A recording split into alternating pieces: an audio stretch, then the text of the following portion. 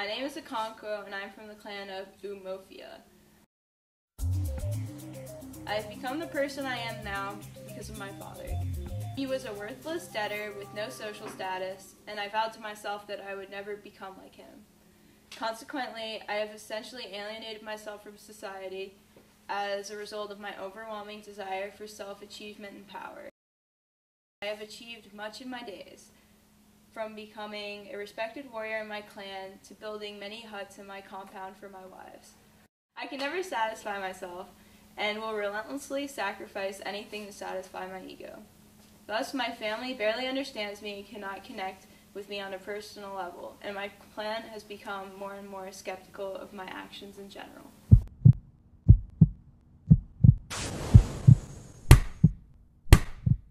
Hear me out. It's not my fault that my wives can be rudely verbose at times. She just had to run her mouth during Peace Week. Now all of the prestigious clan members are looking down upon me because I had no respect for the goals of the clan. I think that my own burning desire to feed my ego outweighs my desire to provide for the clan. This situation now seems to cause every important clan member to doubt my intentions and not want to associate with me anymore. I have beat my wife, which is a perfectly normal occurrence, and yet my clan strays away from my side when cultural events come into play. Even my wives are afraid of me now. But I must satisfy my ego and not let anyone criticize me without suffering the consequences.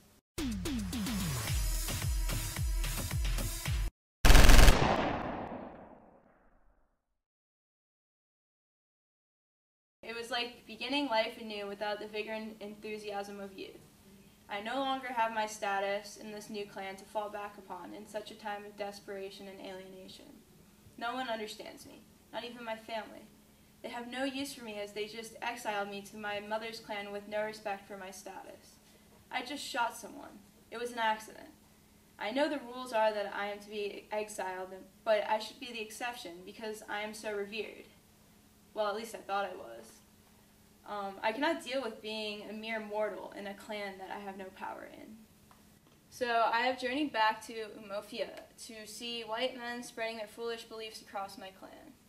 And the worst part is that clan members are willingly following the new religion, the worthless members especially. I cannot stand that I'm the only one who desires to hold on to my old beliefs and customs.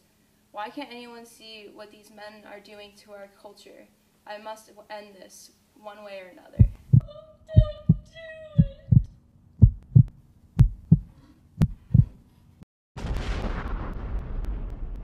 My name is Nathan, and I'm from Georgia.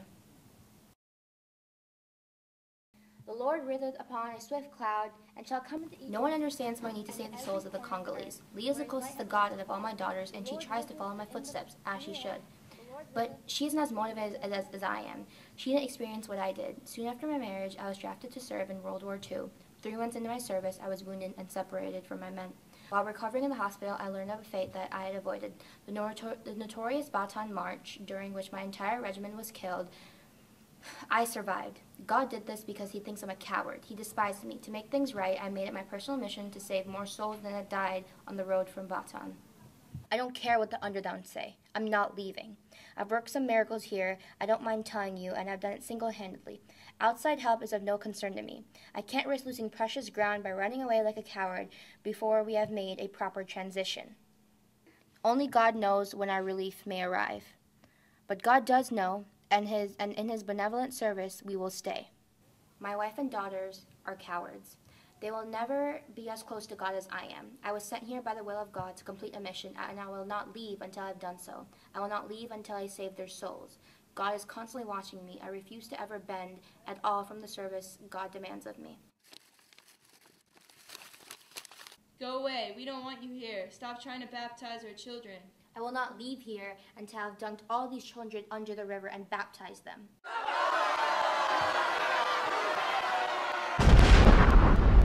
Hello, my name is Harold, but most people call me Hallie.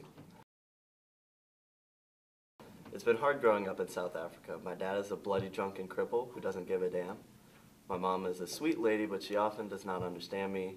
And my only friends are black servants. Life in general is one massive fuck-up, and that is never going to change. Now that my father is coming home, things have become more messed up than usual. He isn't even healthy, but he's still insisting on coming home. If he comes home, my life will be a living hell. It doesn't help that my weak-minded mother caters to his every whim and allows him to come and make a fool of himself. I feel like no one understands this hell I'm living in. Sam tries to help, but what does he know? The man hasn't even gone to school. But yet he thinks he's this omnipotent father figure. And Willie, don't even get me started on that incompetent fool. The only way to get out of this mess is by myself. Mother just informed me that Father will be returning home, and I feel like I can't do anything about it. Father's just going to roam around the house, making a fool of himself, drinking everything in sight.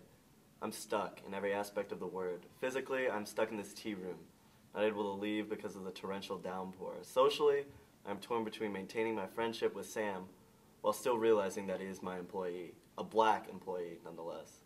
It is hard, but when I am stuck in this tea room, actually, I tend to lose touch with reality. When Sam and I are alone, the pressures of society, the emotional strains, all seem to disappear, temporarily.